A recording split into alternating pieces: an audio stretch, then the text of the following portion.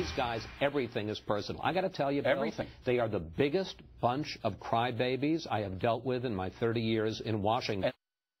That was Fox News Sunday host Chris Wallace back in 2009 talking about the Obama administration's relationship with the press. Tonight, President Obama's comments on Fox News are again raising questions about the president's view of the media. During the recent one-hour sit-down he had with a radio host, the so-called splintered American media came up, and here's where that went.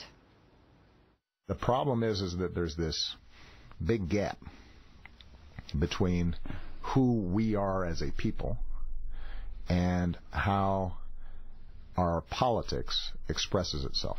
And part of that has to do with gerrymandering and super PACs and lobbyists and a media that is so splintered now that we're not in a common conversation. And the fact that, if you watch Fox News, you inhabit a completely different world with different facts than if you read New York Times. Right. Joining me now, Mark Thiessen, who's a Fox News contributor and a former chief speechwriter to President George W. Bush. Also, Robert Zimmerman, who's a Democratic strategist and DNC committee man, both from New York. Good to see you guys. Good to be with you. So, good to see you, Megan. What is it, Mark? Because the president took a shot at Fox in May, and now once again he takes a shot at Fox here. I mean, he's taken many shots at us over his term, but he can't seem to get over the fact that we are here. I know it's very frustrating, I'm sure, to be Barack Obama and have Fox News on. But look, I mean, the last part of what he said is actually completely true. If you watch Fox News, you inhabit a completely different world and with different facts than if you read the New York Times. If you read the New York Times, you live in a world where Barack Obama is doing great, the battle against ISIS is going well, and the economy is recovering. You wouldn't know things like, for example, about Lois Lerner's emails or the fact that Jonathan Gruber, the architect of Obamacare, said that it mocked the stupidity of the American people. But you would know, for example, that Marco Rubio got 4 traffic tickets. So this is the kind of news that President Obama wants us to be focused on. You know, he doesn't want us to be focused on Lois Lerner and Jonathan Gruber. He wants to be focused on Marco Rubio's traffic ticket.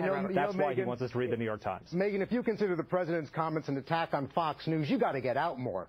First of all, my friends who read the New York Times were offended by those comments as well. Oh, really? And this president, of course, they regard it as a criticism of the Times as well. The bigger point here that Mark makes, I think that's worth noting, is the question about whether we read information to be informed or read news just to be reinforced. For example, when the New York Times was attacking Hillary Clinton on the emails in the foundation, people at this network wanted to nominate the Times for a Pulitzer. Yet when the Wall Street Journal vindicated the Foundation and Hillary Clinton and pointed out there was no favoritism, I didn't hear a lot of people from the right bringing it up.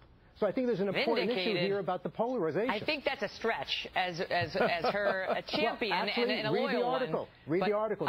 They've made that clear that there was no favoritism. Vindication is a bridge too far. But here's my question for you, Mark. What is it? Is this a strategy by the president, or is it just we're a constant irritant to him? You know, I mean, you want to look at him and say, we're here, we're clear, get used to it. Something like he doesn't want to accept that there is a channel that will criticize him. I realize that many people feel it's too much. It's too much criticism. But really, has Fox News been proven wrong on every single subject? That's what the left wants you to believe, that Fox News is just invents, stories, and that's what we exist to do.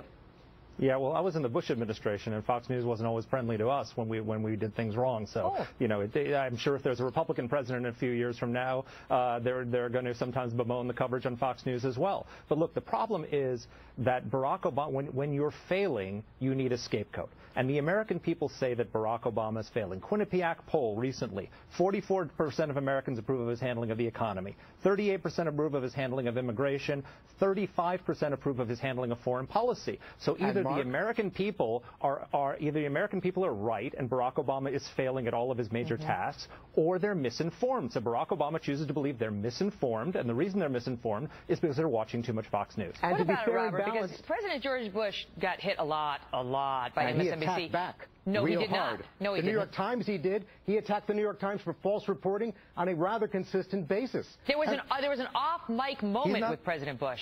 You're telling me President Bush complained about the media as much as Barack Obama does? In fact, Barack Obama complained about MSNBC. So let's be realistic about this. Are you saying you're not saying that? You're not saying.